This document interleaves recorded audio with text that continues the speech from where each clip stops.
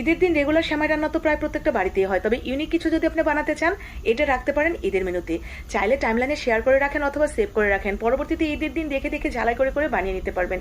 এটা এত সহজ বানানো আর খেতে মাশাল্লাহ, খাবার টেবিলের সৌন্দর্য অনেক গুণ বাড়িয়ে দিবে শুধুমাত্র সেমাই দিয়ে তৈরি এই ডেজার্টটি।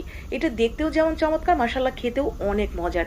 যে খাবে সেই জিজ্ঞেস করবে কি করে বানিয়েছেন এত মজার সেমাইয়ের এই রেসিপিটা। চলেন কি করে বানালাম আপনারাও না হয় একটু দেখে নেন। তো প্রথমে দেখেন এখানে আমি লম্বা লম্বা সেমাই নিয়েছি, আমার যতটুকু প্রয়োজন সে অনুসারে আমি নিয়ে নিয়েছি। আপনি কম বেশি করে নেবেন আপনার পরিবারের সদস্য সংখ্যা অনুযায়ী। এরপরে দেখেন হাফ ইঞ্চি করে একদম ছোট ছোট করে এগুলো আমি ভেঙে নিচ্ছি, হাফ ইঞ্চির মতো করে ঠিক এইভাবে সবগুলো সেমাই ভেঙে নেব প্রথমেই। তো ভেঙে এটা এক সাইডে রেখে দিচ্ছি। এরপরে চলে যাচ্ছি আমরা একটা শিরা তৈরি করে নেব। আমি এখানে ছোট বাটির 1 বাটি চিনি দিয়েছি আর সামান্য একটু পানি দিয়ে চিনিটা গলিয়ে নিলাম। এই পর্যায়ে একটা এলাচ একটু ছেঁচে এর সাথে অ্যাড করে দিব। এই শিরাটা অনেক বেশি ফ্লেভারফুল হবে, যখন আমি এতে সেমাই যোগ করব তখন সেমাইটাও ভালো লাগবে খেতে এই এলাচটার জন্য। তো একটা এলাচ ছেঁচে অ্যাড করে দিলাম এবং চিনিটা যখন ঘন হয়ে গেছে ঠিক তখন এটা আমরা একটা কাপের মধ্যে রেখে দিচ্ছি। তো ঠিক এরকমই হবে দেখেন এর টেক্সচারটা। এখন চলে যাচ্ছি ভেতরে পুরটা বানানোর জন্য। এখানে আমি গরুর দুধ নিয়েছি হাফ কাপের মতো আর দিয়ে দিয়েছি একদম ভরে ভরে টেবিল চামচের 3 চামচ আপনার গুঁড়া দুধ।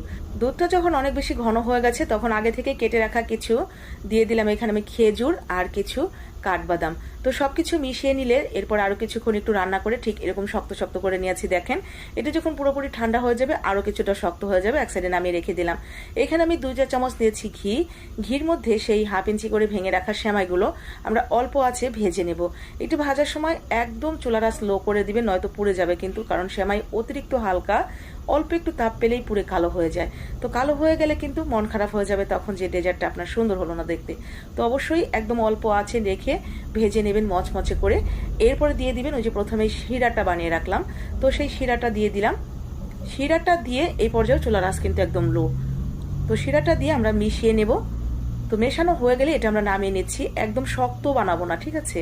এই শিরাটা মানে পাকটা একদম নরম নরম পাক থাকবে, দেখেই বুঝতে পারছেন। দেখেন এখনো কিন্তু রস রস দেখা যাচ্ছে।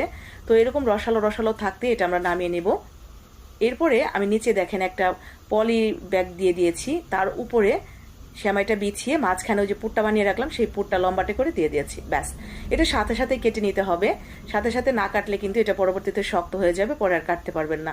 মানে একটু কিছুক্ষণ পরেই ধরতে পারেন, ওরকম হলেই কেটে নেবেন। ব্যাস, এই যে দেখেন। জানি না আপনাদের কাছে কেমন লেগেছে, আপনাদের চোখ থেকে মন পর্যন্ত এই খাবারটা পৌঁছালো কিনা। তবে এটা কিন্তু আমার বাসার ছোট বড় সবাই খুব পছন্দ করে। আর এটা তো আমি ঈদের মেনুতে রাখবই, কারণ এটা একদিন আগে বানিয়ে রাখলেও কোনো সমস্যা নেই।